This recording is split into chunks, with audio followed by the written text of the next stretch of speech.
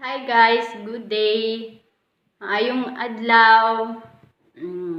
Hiyog tarsangan. Assalamualaikum. Magandang araw sa lahat. Ako po pala si May Pearly Love, Love for short. Kung mahilig ka pong magbasa, makinig ng mga love story, short story, true to life story, novel, dito ka na po sa channel na to. Dahil ginawa ko po itong channel na to dahil ito yung hilig kong magbasa at ito yung pampalipas oras ko talaga. Pwede rin po kayong mag-send sa akin ng mga story nyo. Gawin nyo lang po, just subscribe my channel, like, comment, and share. Share mo na rin yung channel na to. So, guys, ang babasahin ko po ngayon is Claiming Her Back. Pagbabasa lang po ang gagawin natin dito. So, stay tuned. Chapter 1. Hello, my baby. Good morning.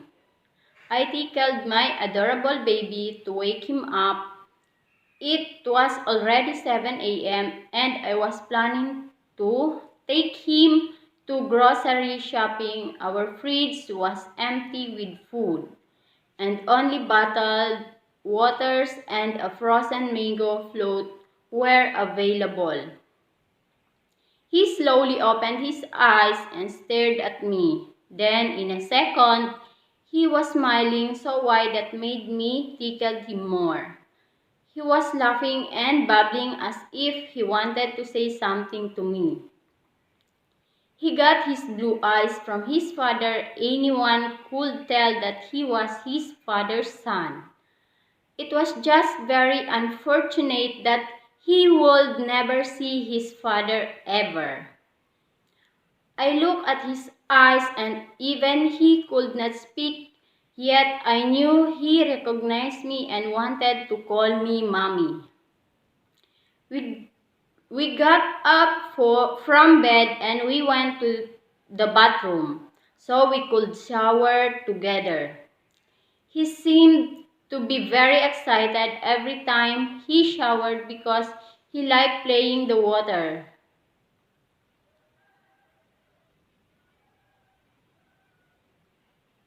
in the tub. He liked to swim inside the tub. He seldom cried, even if I had to cut his wonderful bath shortly.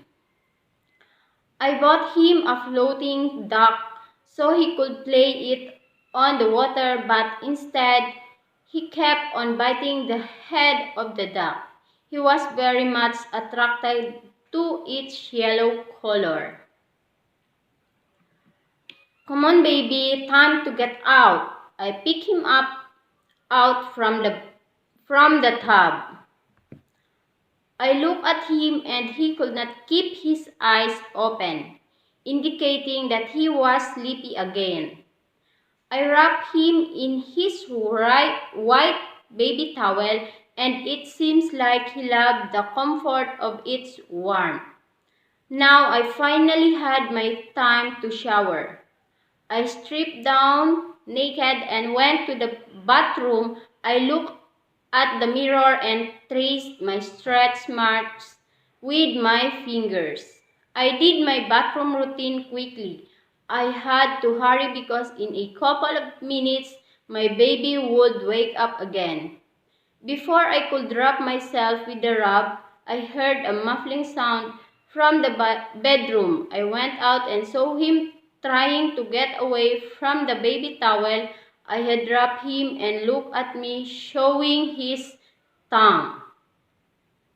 Are you hungry now? Come to Mommy. I extended my arms to him and he seems to very excited to be picked.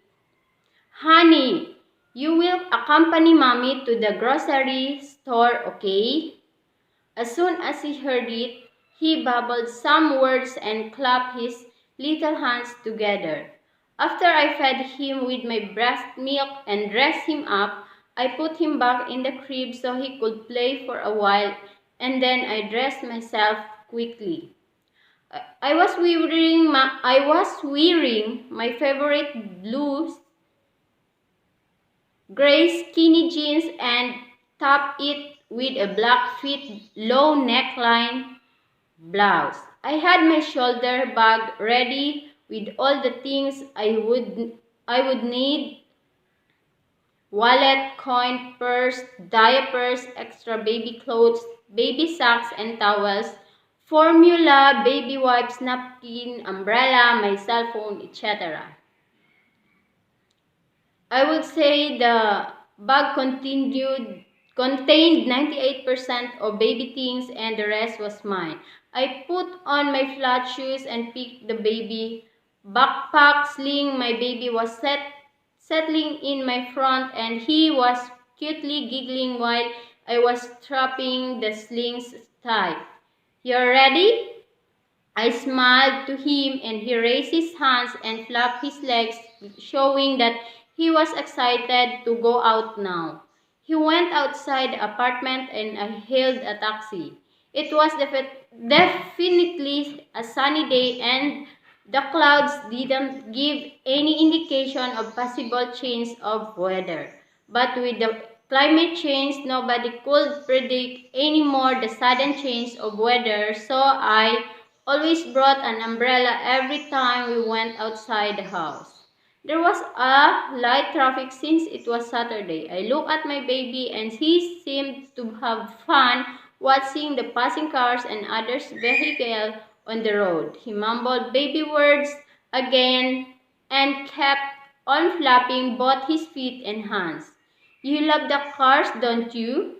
He was very much like him. His father's loved to collect, remodel and drive cars, mostly classics. He always took me with him anytime there were car shows and when he wanted to drive and took me out of town. Remembering those memories saddened me so much. It had been over a year now, but I still could not let go of the memories with him. Especially every time I look at my son, I was always seeing him. His eyes, nose, mannerism, everything about him has been inherited by my son. I was able to conquer the depression, so I had to survive for my baby. When we reached the grocery store, I pulled a cart and my baby was jumping of excitement. I smiled at him and he beamed while trying to reach my face. I leaned down to so he could my face and he kissed me above my lips. "I love you, baby," and he mumbled an answer. We gathered everything we needed and put them in the cart. He also played with the other customers who were very fond of him. "He is very handsome," one customer said while we were at the milk station. "Thank you." I smiled at her while putting the boxes on the cart. Once we reached the counter, I unloaded the groceries and the cashier looked at my son and she said hello to him. My son smiled at her and she giggled his hands. My baby was very friendly. He was never shy to other people. While the cashier punched the groceries, I turned my head to see the television at the north corner and saw him. Diyan po nagtatapos ang ating chapter 1. So guys, kung nagustuhan niyo po ang ating nabasa ngayon, just click the bell so that ma-notify po kayo sa ating susunod na mga video.